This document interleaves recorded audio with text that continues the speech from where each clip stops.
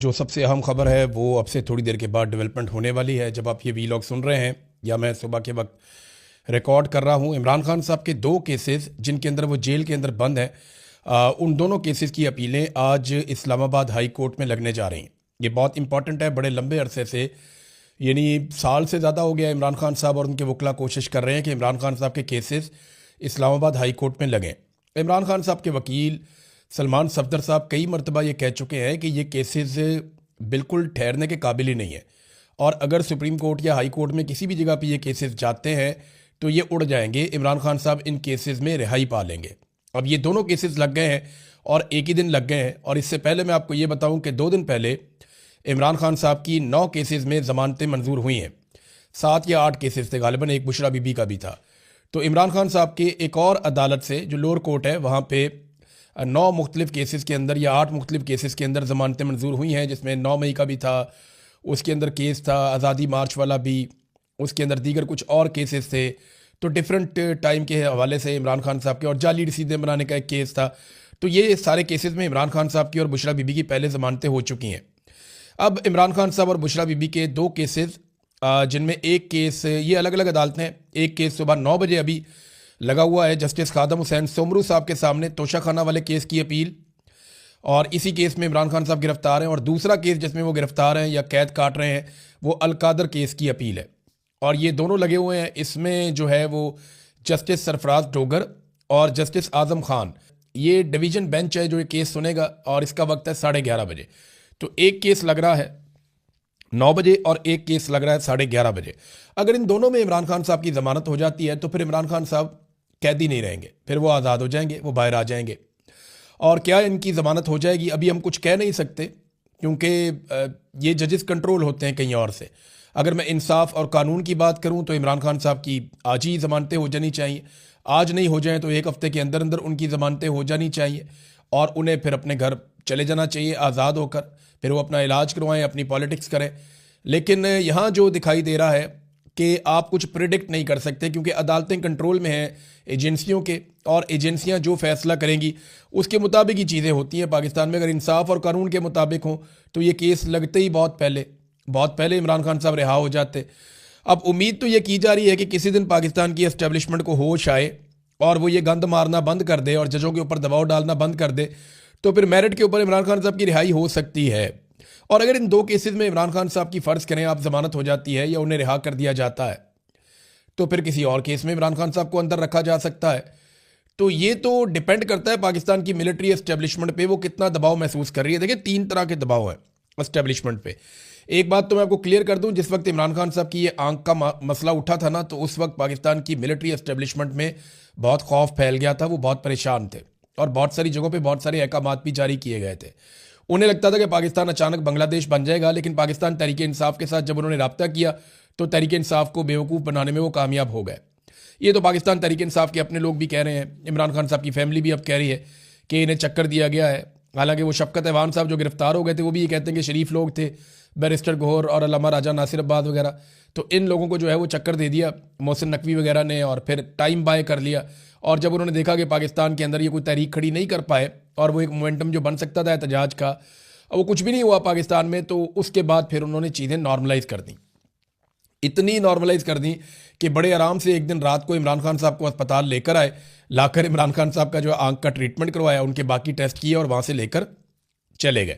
अब दबाव एक तो पब्लिक का है कि किसी वक्त भी पब्लिक अगर खड़ी हो जाती है तो एस्टेब्लिशमेंट के ऊपर एक दबाव रहेगा, और दबाव ये भी है कि अवाम में और पाकिस्तान की मिलिट्री एस्टेब्लिशमेंट में या पाकिस्तान की फ़ौज में बतौर इदारा अवाम के साथ एक दूरी पैदा होती चली जा रही है, और वो जो एक ताल्लुक था वो कमज़ोर पड़ रहा है। तो एक तो ये बहुत दबाव है। दूसरा, पाकिस्तान चल ही नहीं रहा, इस बात का बड़ा दबाव है। फिर बाहर से भी पाकिस्तान पे लगातार दबाव आ रहा है। यहाँ बरतानिया के अंदर 5-6 जो अरकान हैं उनके पार्लिमान के अंदर उनकी ये मसला उठाया गया, और वहाँ हाउस के अंदर इसके ऊपर तकारीर हुई, बाकायदा उनके मिनिस्टर ने बात की, बाकी लोगों ने बात की, और उन्होंने कहा पाकिस्तान के अंदर ह्यूमन राइट्स की वायलेशंस हो रही हैं, पाकिस्तान के ऊपर पाबंदियां लगाई जाएं। बल्कि जर्नैलों के ऊपर पाबंदियों का भी तस्करा किया गया। ये भी कहा गया कि पाकिस्तान के साथ हम इसके बावजूद ट्रेड करते हैं, पाकिस्तान को बहुत सारे फ़ायदे देते हैं, तो ह्यूमन राइट्स की जो वायलेशन हो रही हैं, इसके बाद इन सारी चीज़ों पर नुक्ताचीनी की गई और पाकिस्तान पर बहुत तनकीद की गई। और वहाँ पर यह मामला अभी ख़त्म नहीं हुआ, यह भी आगे चलेगा, आप देखते रहेंगे। बरतानिया से आवाज़ उठ रही है, यूरोपीय यूनियन से आवाज़ उठ रही है।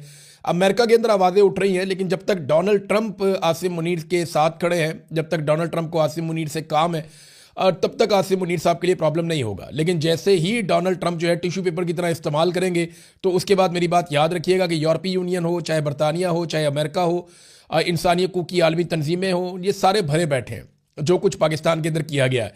उसके बाद बड़ा सख्त रद्द-ए-अमल इनके ऊपर आएगा। बहरहाल इमरान खान साहब फिलहाल तो गिरफ्तार हैं और ये एक अच्छी खबर है, उनके केसेस लग गए। देखते हैं इन केसेस के अंदर क्या होता है। इमरान खान को कत्ल करने की जितनी कोशिशें की गई उन पे मुराद सईद ने एक तफसीली बयान जारी किया है और ये बड़ी अजीब चीज़ें जो उन्होंने बताया, तशवीशनाक सूरत हाल। उन्होंने कहा जी जन्म ले रही है और इमरान खान साहब इस वक्त रियासत की तहवील में है, जहाँ मुसलसल उनकी ज़िंदगी से खेला जा रहा है। आखिर किस चीज़ को छुपाया जा रहा है?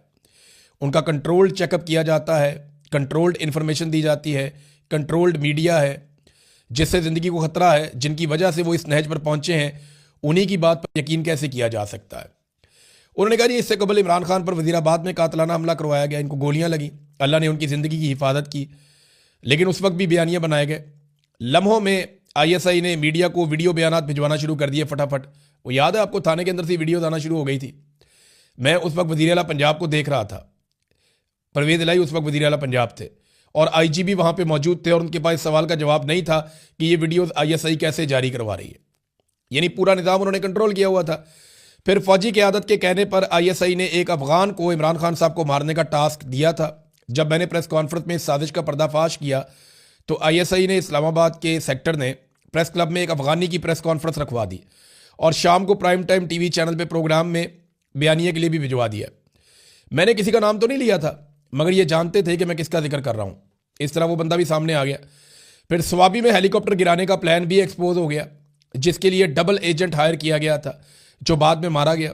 उसके बाद हेलीकॉप्टर में गलत फ्यूल भरवा दिया गया इमरान खान साहब के, ताकि हेलीकॉप्टर गिर जाए और इमरान खान साहब उस वाक़े में मारे जाएं, और रिपोर्ट आज तक उसकी सामने नहीं आ सकी।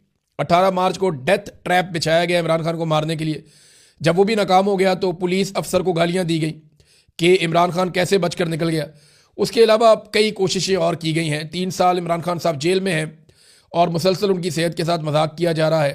अस्करी खबरें चलवाने वाला मीडिया ये क्यों भूल जाता है कि आप पाकिस्तान के सबसे अजीम बेटे इमरान खान की ज़िंदगी से खेलने में हिस्सादार बन रहे हैं।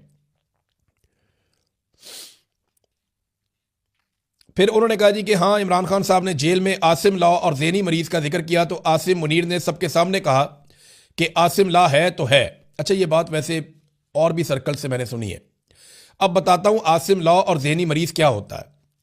इसी गुस्से में डी चौक में खून रेजी की गई और इकबाल जुर्म करते हुए ये भी कहा गया कि संगजानी से आगे मत बढ़ो, क्या उखाड़ लिया, सिर्फ हमसे लोग ही मरवाए ना, फिर कोशिश करें इस्लामाबाद आने की, इस मरतबा अटक पुल पर खड़े होकर मारेंगे, वैसे भी डी चौक में तो मरवा दिए हैं। तो ये जनाब, और इस तरह की धमकियां लगाई जाती हैं। बल्कि मैंने तो यहाँ तक सुना है कि कुछ बड़े ताकतवर घरों के जो बच्चे हैं वो अपने दोस्तों से ये कहते हैं कि हमें तो अगर 1000-2000 बंदा भी मारना पड़ा तो हम मार देंगे, क्योंकि डोनाल्ड ट्रंप हमारे साथ है। अब जब इस तरह की ज़हनियत होगी तो फिर पाकिस्तान खाक आगे बढ़ेगा। बहरहाल ये मुराद सईद का ट्वीट था, उन्होंने तफसीलात सामने रखी कि इमरान खान साहब को माजी में कैसे कैसे कत्ल करने की कोशिश की गई है। अच्छा, इसमें ना अब इमरान खान साहब की फैमिली ने जो स्टेटमेंट दिया, खासतौर पे पाकिस्तान तहरीक इंसाफ के हवाले से, तो सोशल मीडिया पे तहरीक इंसाफ के जो अरकान असम्बली है, अब वो बेचारे मुश्किल में पड़ गए। सोशल मीडिया कह रहा है कि जी इमरान खान साहब की बहनों ने भी अब कह दिया है कि आप लोगों ने कुछ नहीं किया, पाकिस्तान तहरीक इंसाफ कुछ नहीं कर रही इमरान खान साहब को जेल से निकालने के लिए या उनके सेहत के मामले में, बल्कि यहाँ पर आप लोगों ने धोखा खा लिया। और अब जो एक कदम उठाया जा रहा है जिससे सब लोग उम्मीद बांध के बैठे हैं, वो सुहेल आफरीदी की जानिब से इमरान खान रिहाई अमन फोर्स के क़याम का ऐलान है। इस पे एस्टेब्लिशमेंट ने बड़ी कोशिश की है। एस्टेब्लिशमेंट ने पाकिस्तान तहरीक इंसाफ के अंदर बड़ी कोशिश की है कि कुछ भी करके इसको रोका जाए। मेरी इन्फॉर्मेशन के मुताबिक इस पे कागजी कार्रवाई हो चुकी है और इसके ऊपर अभी वो अपने कोई डिज़ाइन कर रहे हैं, अपने कार्ड, अपना हल्फनामा और बाकी चीज़ें डिज़ाइन कर रहे हैं, जिसके साथ वो नौजवानों को जोड़ेंगे और पाकिस्तानी नौजवानों को वो लाखों की तादाद में, बल्कि मिलियंस के अंदर जोड़ के एक बड़ी तहरीक खड़ी करना चाहते हैं इमरान खान रिहाई अमन फोर्स की, ताकि इमरान खान साहब के मामलात को जो सड़कों के ऊपर ही हल होने हैं, बज़ाहिर ऐसे दिखाई देता है, उनको हल किया जा सके। अब ये एस्टेब्लिशमेंट उसको रोकने के लिए कभी पाकिस्तान तहरीक इंसाफ के अंदर मुदाखलत करवाती है, कभी बाहर से मुदाखलत करवाती है, कभी जर्नलिस्टों से बयान दिलवाती है। तो ये जो लोग बयान दे रहे हैं, ये बताएं इसके अलावा हल क्या है? यानी इमरान खान साहब को तो कभी भी आसिम मुनीर साहब आज़ाद नहीं होने देंगे। उन्हें ये लगता है कि वो सबसे ज़्यादा खतरे में होंगे जब इमरान खान साहब बाहर आ जाएंगे, क्योंकि पाकिस्तान में इंसानियत की जिस किस्म की पामालियाँ की गई हैं, पूरा का पूरा इलेक्शन चोरी कर दिया गया है, पाकिस्तान के आइन की खिलाफ वर्जी की गई है, आइन से गद्दारी की गई है, हलफ की खिलाफ वर्जी की गई है।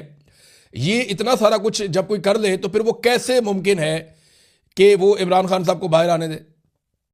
देखे ना, खौफ का आलम यह है कि उन्हें इस्तिस्ना लेना पड़ गया। तो इमरान खान रिहाई अमन फोर्स के अलावा या कोई नौजवानों को इकट्ठा करने के अलावा या कोई बड़ी तहरीक चलाने के अलावा अब हल है क्या? बातचीत से तो ये मसला हल होता नहीं है। जब भी बातचीत करने के लिए बैठते हैं तो हुकूमत के पास तो इतना भी इख्तियार नहीं है कि बातचीत करने वालों की इमरान खान साहब से मुलाकात ही करवा दे। वो तो इमरान खान साहब से मुलाकात भी नहीं करवा पाते, तो बातचीत तो मुमकिन नहीं है, उनके पास इख्तियार ही नहीं है।